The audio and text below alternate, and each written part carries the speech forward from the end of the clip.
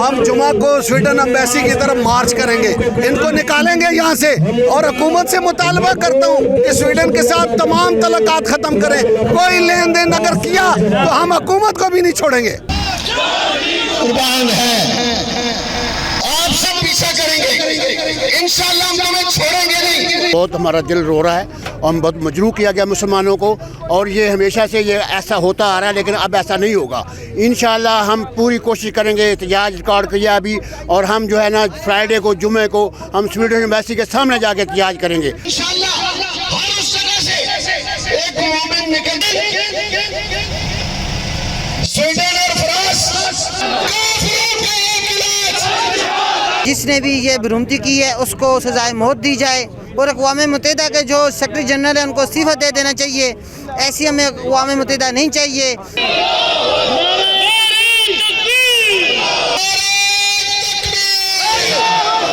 ये तो स्वीडन है, मैं इसकी बैसियत मुसलमान मजम्मत करती हूँ। इंतहाई मुझे दुख भी है।